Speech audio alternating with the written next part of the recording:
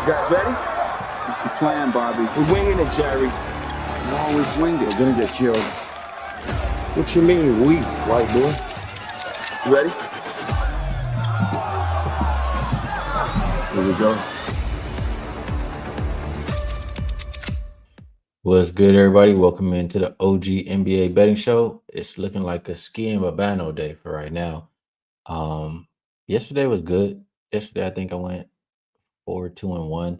I got a push on that Laker game, by the way, just because I chose 4 minus 105 versus 3.5. I had a little more juice number. But anyway, good day yesterday. Babano, what's up with you? Yeah, yesterday, trade deadline, on the heels of the trade deadline, players coming and going. Those are always cards where I tread lightly. Definitely was small bets pretty much across the board. Good thing it was that way. Like I said, we did cash with Philly by 0.5 point. We got a really good number on that at 4.5 there. We were able to get the money on that one. We fell short with the Phoenix. We did have the Utah Atlanta over. That was about as easy as it gets with the Jazz and the Hawks. It flew way over the total, but it was a very tricky board. I'm just very glad we kept everything pretty light.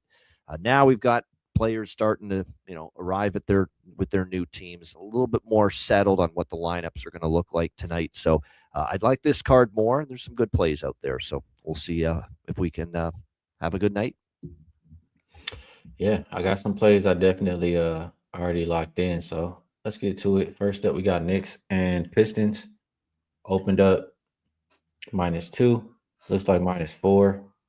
Total open 223.5, and it's down to 219.5 or 220, depending where you shop.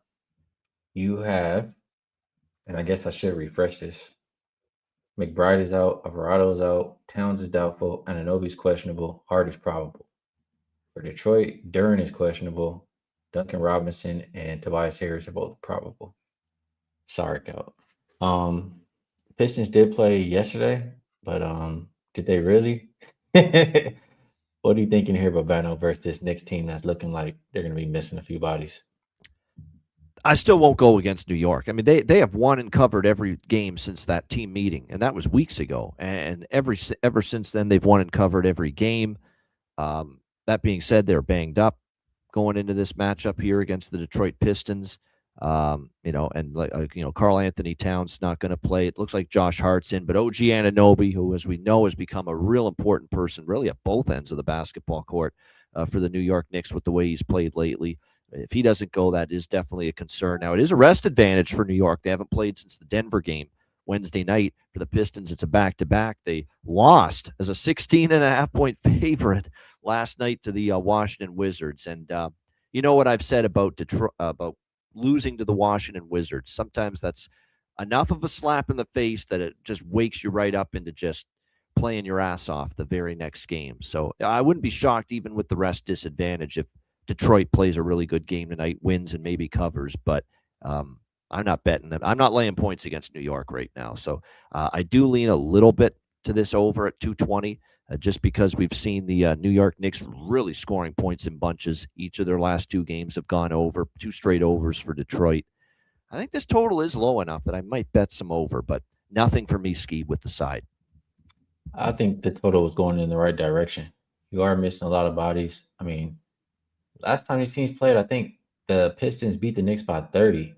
If anything, I think they still remember that. I think they'll still play some defense. If Towns misses and Mitchell Robinson starts, that's better for the under. Yeah, it would be. It would be. I like the under in this game. Next up, we have Heat and Celtics. This one opened up -6.5. Still moving. Looks like 6 or 5.5. It's been moving throughout the day. Total open 229.5, down to 226.5. We have Hero out. Still no Tatum for Boston, so they're pretty healthy. I don't even really count Hero anymore. You have a Heat team. They had a couple of days off here. Celtics, I believe they had some rest, but it is their 3rd game of 4 nights. They're going to be trying to integrate Vucevic tonight. He is going to play. What do you think about that, Babano? I don't like that from a Boston standpoint. I always think that first game when you bring in a big-time player like in this case, Nikola Vucevic here for the Boston Celtics, I think it sometimes takes a game or two for the player to be comfortable, and sometimes it throws off chemistry of what this team had on the floor with their starting five rotation before bringing in Nikola Vucevic. So when I look at this matchup here, Heat and Celtics, and I look at a Celtics team that, they've been playing well before this trade occurred. Now, of course, they put him in there, and I worry that it screws up the chemistry a little bit for a team that's won 4 in a row. And I don't like the spot for Boston either. It's the third game in 4 nights after the 2 games earlier this week in Texas. They beat Dallas. They laid a ass kicking on their former head coach, Ime Udoka, down there in Houston, beating the Rockets 114-93.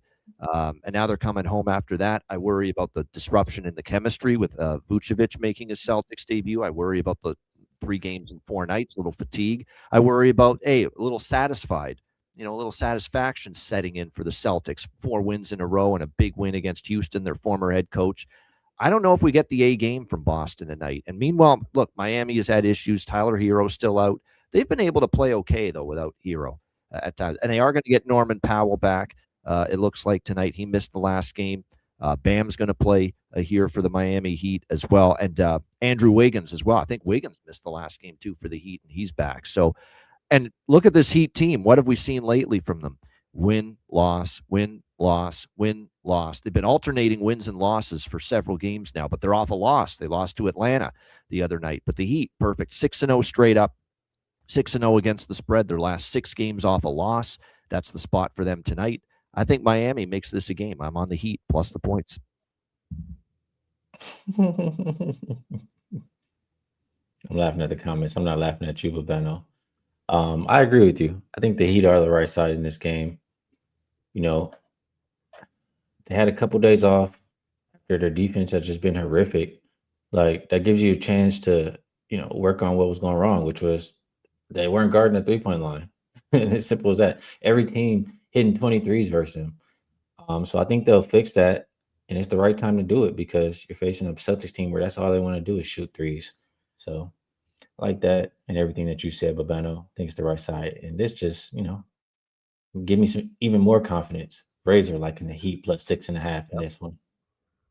Appreciate Heat you. Nation, baby. Let's go. Come on, Spoelstra. You're good off a loss. And they have been good off a loss. Like I said, 6 straight wins and covers off a loss for the Miami Heat. And Gio. Yeah. And Gio, if you could just bring up whatever when the games are going on, we can talk about it. If you're talking about stuff like supposed to be doing another game. Right. Heat culture. That's what he said. Just heat culture, they say, yeah. All right.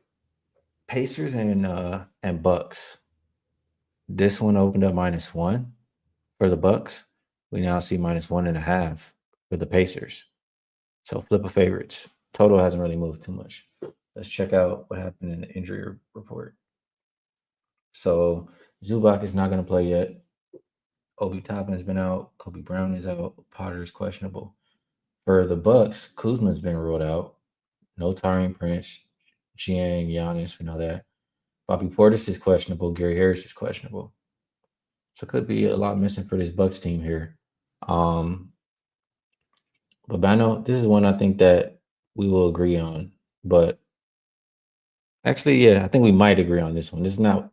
We might agree on this one, but I want to hear you go first. Yeah, I've been anti-Milwaukee lately, and I've been kind of paying the price for it. The New Orleans game, they were 5-point favorites. I thought, geez, this Bucks team is pretty bad right now, without Giannis, and they won against New Orleans. They obviously beat the hell out of Chicago, but Chicago was decimated. They had completed a bunch of trades right before that game started. But now the trade deadline's passed. Giannis Antetokounmpo is still a Buck, and I see a team that's actually, starting to, I don't want to say put it together, but the enthusiasm and the spirits was good in the last 2 games. And now with Giannis still back, even though he's not playing tonight, there's enthusiasm maybe again for Milwaukee. I don't know. I feel like I don't want to be that person that's been fading the Bucks, has lost a couple fading the Bucks, now backs the Bucks tonight and now loses. It's that kind of thing. I don't know if I trust Indiana, though. Indiana on the road is a road favorite with what I've seen from them lately. I mean, I was initially leaning Bucks, but there's something about this game that's very off-putting, so I don't know if I'm going to get involved. Don't be that. Don't be that guy, Babano. Don't do it. It's third game in 4 nights for the Bucks. 4th and 6. They're just coming off some wins that they weren't even supposed to get. They weren't expecting to get. It's a letdown spot, and coming off an overtime game. Yeah, that's true. Yes. Yeah. Red flag after red flag after red flag for this Bucks team. Pacers, they've had a couple days off. In the Bucks, I think they just shot like crazy from 3 too, like I don't know, 40-something%. They did. I remember it. I'm like, can you guys stop doing this? Stop making all these threes. Like their perimeter shooting was just insane against New Orleans the other night. Yep. I expect some regression here, and the Pacers lost to them already this year. I think the Pacers return a favor. I like the Pacers tonight. All right, next game. We're definitely going to agree here. Pelicans and T-Wolves. This one opened up 10.5. It's down to 8.5. Same Murray's out for this Pelicans team. For the Wolves, though, Randall questionable. DeSumo has been ruled out. Phillips and Shannon Jr. are also out. Man, Babano, I'm gonna just let you take it away. I know how you feel about this Minnesota team. Well, I like both side and total. I think it's an over as well at 236.5. I mean, Minnesota. Say this about Minnesota: that while I've had issues trusting them as a favorite, they're scoring right now. Their offense has been really good. The last 5 to 10 games, and I don't know if the Pelicans are going to stop them whatsoever. I know, obviously, they just made the trade with the Bulls for Ayo Dosunmu, Ayo technology, as we like to say. But as far as him being in the lineup, he won't be here tonight for the Timberwolves. Randall's questionable, but obviously, look, they've got it's not delivery. It's DiVincenzo, Ant-Man, Jaden McDaniel still going to be out there in the starting 5. The one thing New Orleans is good at is scoring. We know that. And obviously, Trey Murphy has been just great for them, of late offensively for the Pelicans. So I think the Pelicans can score enough to maybe cover this number. I like the Pelicans plus the points. I like that total even more. Like I'm even stronger and more bullish on the total here in this game. 236, 236.5. 4 straight meetings. Pelicans, Timberwolves have gone over the total as well. So I think there's a lot of points. I like over 236.5 and a little bit with the Pelicans too, plus the points. Yeah, I could see an over in this game. Shout out to Razor. He likes his price on his calves he mentioned there. There was another comment that I'm looking for and I cannot find. Oh, Gio says that's what I was asking. Skee, do you know why the line dropped? I would assume because Randall's questionable and he's probably not going to play, and they didn't expect DeSumo to play, and now he's ruled out. So that's why the line dropped. One more I was looking at here. No, I never liked the T-Wolves. I didn't ever like the T-Wolves. I like the Pelicans. The T-Wolves just can't be laying that big of a number. It's just that simple. I got 9.5. Toronto got a backdoor basket at the buzzer to cover against Minnesota the other night. That was hilarious. Oh, really? Yeah. I think I missed that one. Yeah. Minnesota won the game by 2 in Toronto, but Toronto was plus 2.5, and they got a shot at the buzzer that lost by 2. Wow. Brutal. Yeah, this T-Wolves team just has big favorites. They just have not shown that, you should be able to trust them. Pelicans in this big dog role, they've been pretty good. So I like the Pelicans tonight. Simple. Next game, Grizzlies and Blazers. Opened up -7.5 for the Blazers. Looks like 8.5 or 9. Total open 234.5. Not a whole lot of movement.